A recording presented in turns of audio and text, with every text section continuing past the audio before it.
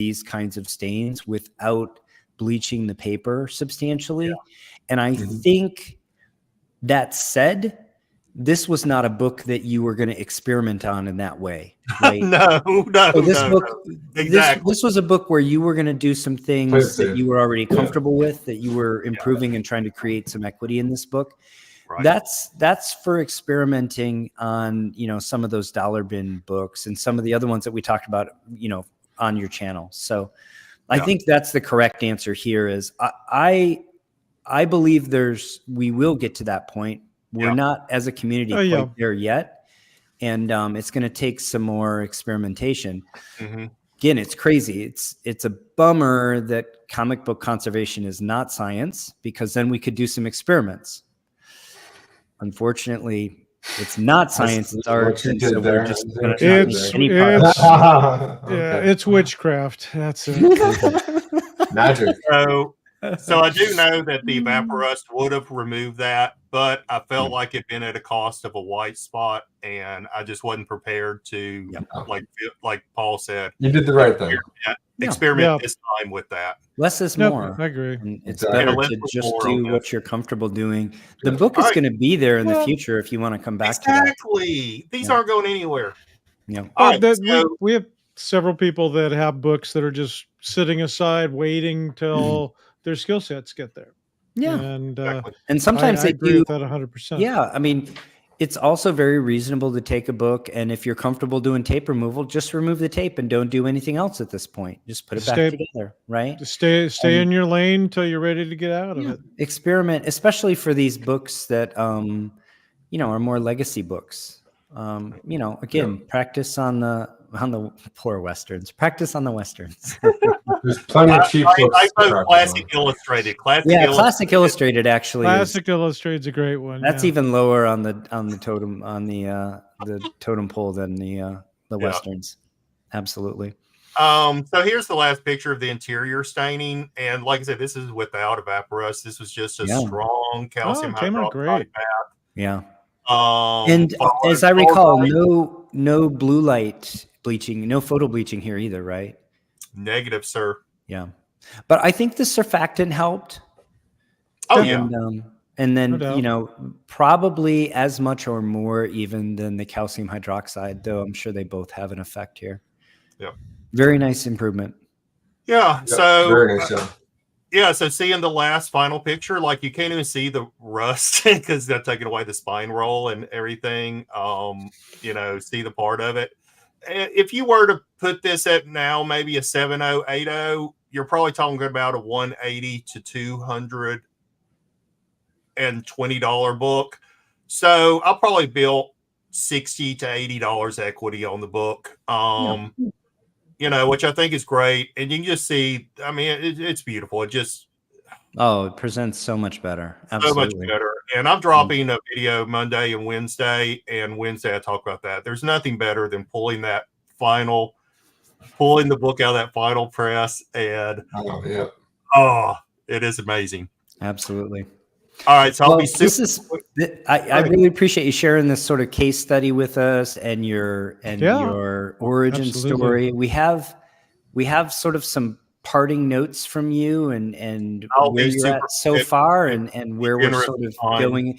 I'm actually not trying to rush you. I'm just trying to sort of sum up and sort of lead into this last slide, which to me is really, you know, we worked on this deck a little bit together. Phil and Larry haven't seen it, but to me is really great way to summarize the state of really comic book conservation and your journey through it so far and what comes next. So by all means, I wouldn't rush through it. Let's enjoy this for a moment, because I think it's great.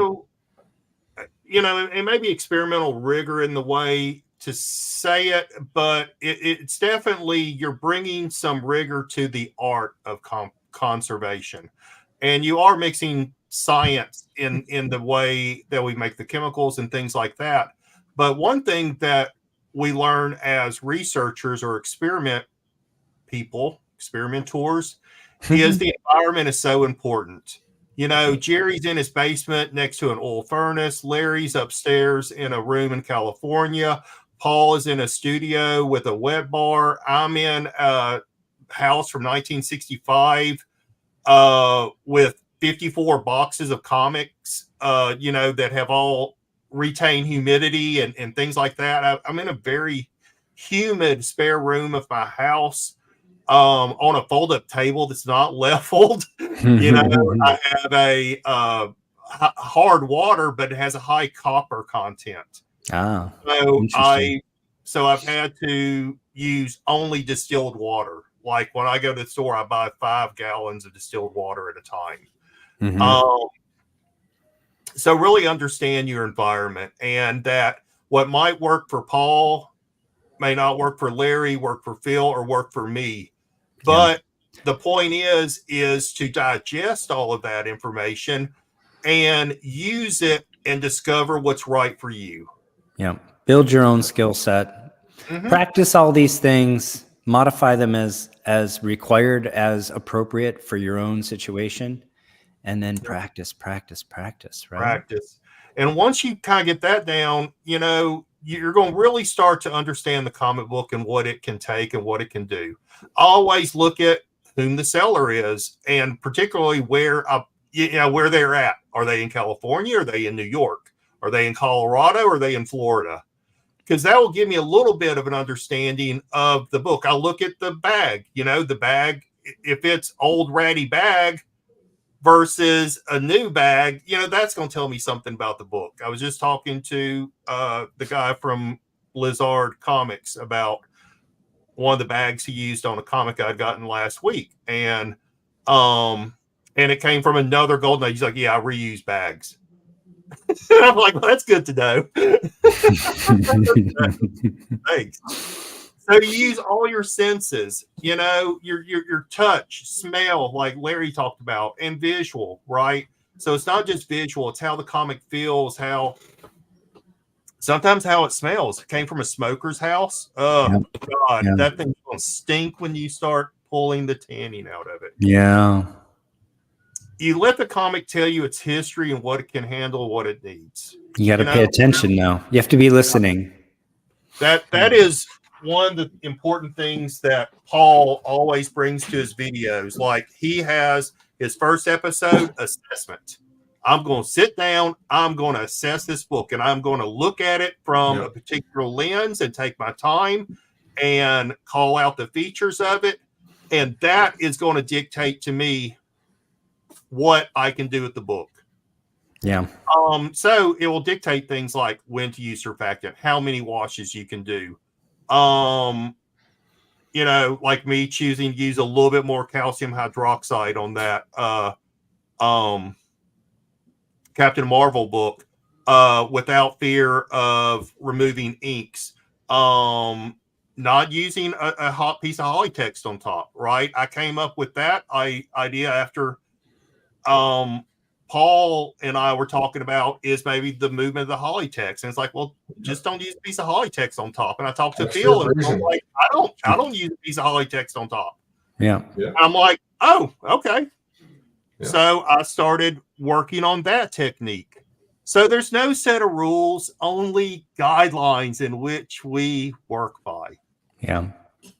I like to think of it as like study, practice, have in your mind what is best practice, but know when it's not appropriate for the project you're working on.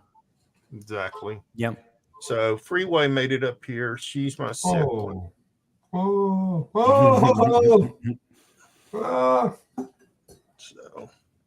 Kitty. She'll make it around every now and then.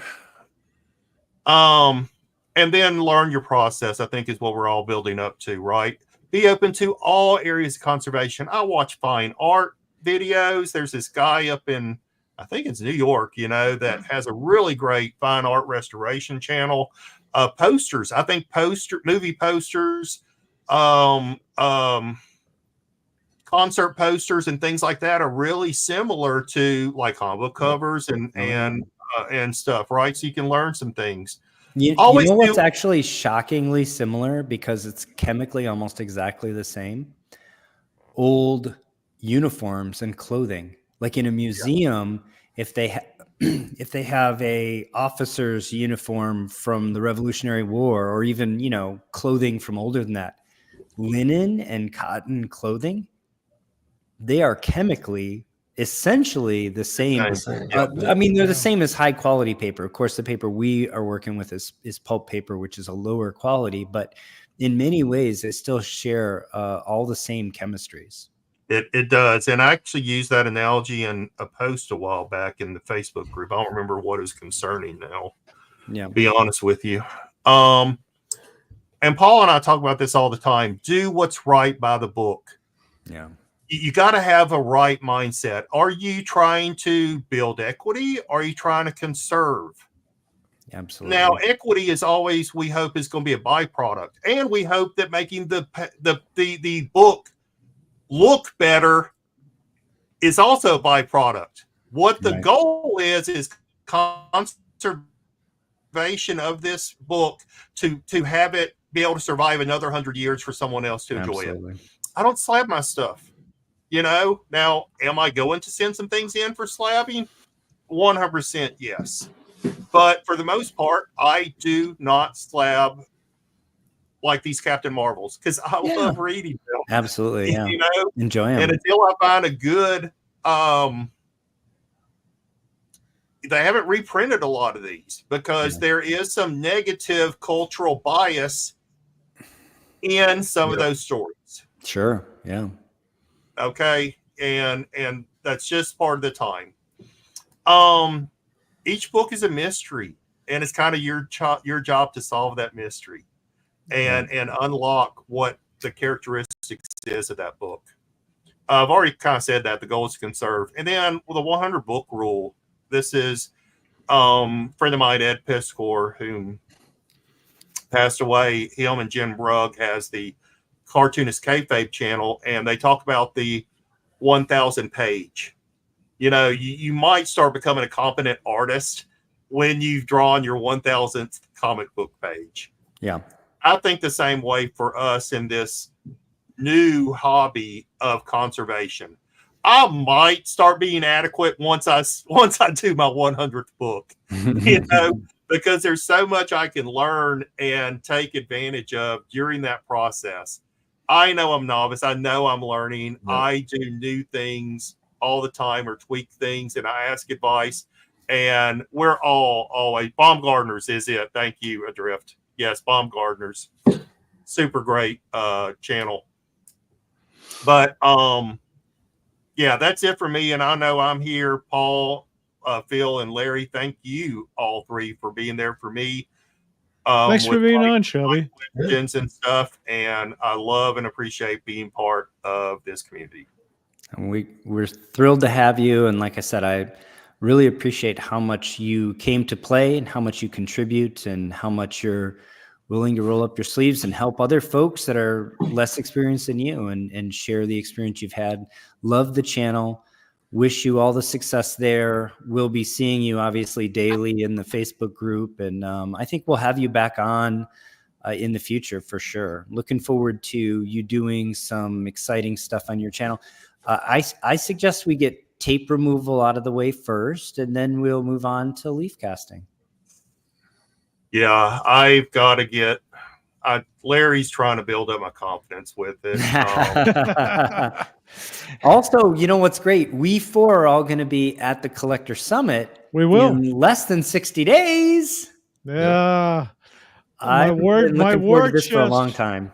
I keep spending money out of my comic book war chest. I'll certainly be broke. I gotta stay off of Heritage on Sundays. Actually, I was in Heritage earlier today, man. Everything was too rich for my blood. I have it running off to the side over here on my computer, and I mean the Golden Age market seems to be in pretty darn good shape, because I was hoping for some bargains, and I didn't see any tonight.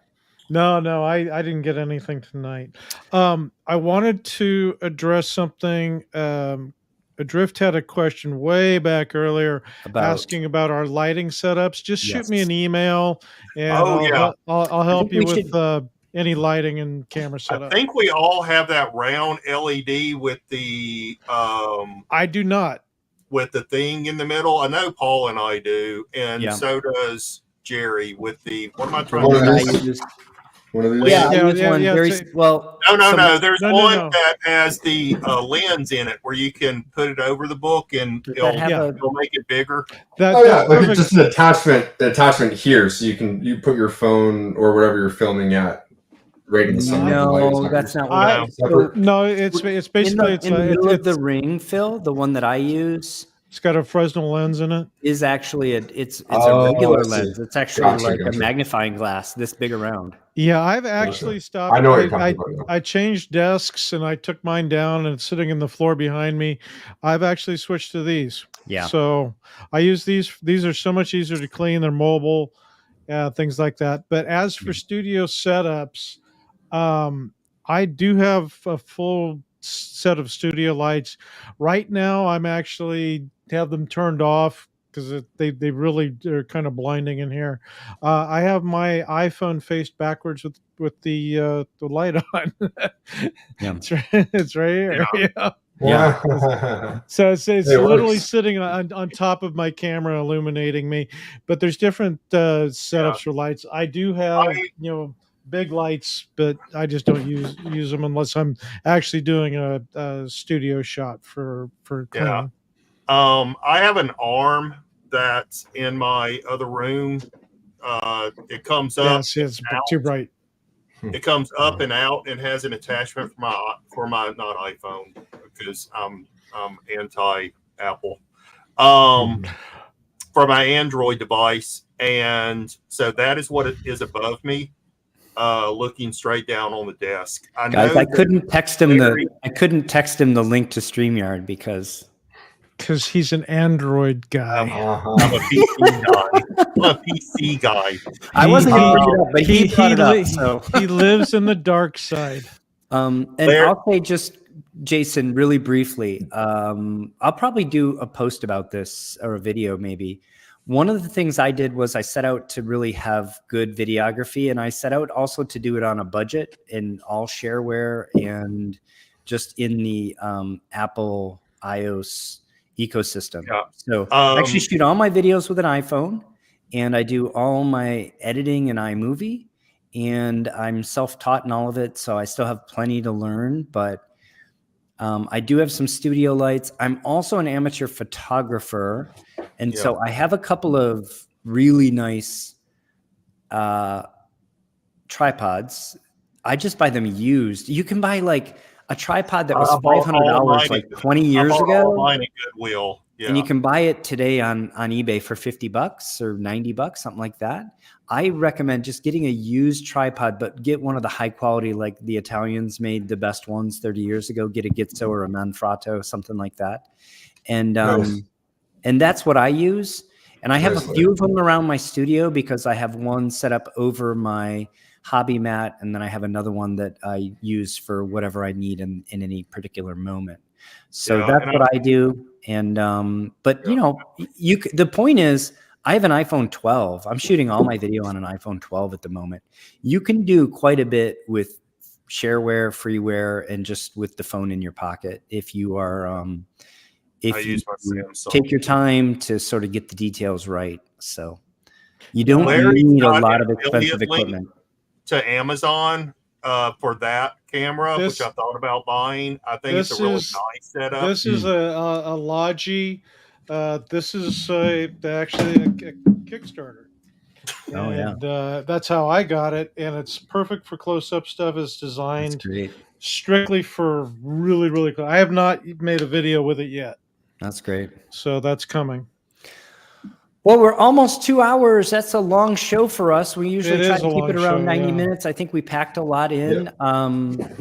Thank you, everyone. Thank you, Phil, Larry. Thank you, Shelby, for joining us. Thank you, all of the viewers, whether you're watching us live or you're watching us on demand. We appreciate you very much. Thanks again to the fellas that brought our video here to you ad-free if you're watching it live. That's Ben Stewart and Cap One Superman. Thanks again, guys, for the generous donations. Really appreciate it. And I'm going to say my exit, but I really want Shelby to to talk us out, because I love his exits. So I will say to everybody, thanks again. We really appreciate having you here. And until next time, take care of one another. All right. Peace, love, and comics. Bye, all. Bye. See you, everybody. Incredible. Bye, everybody.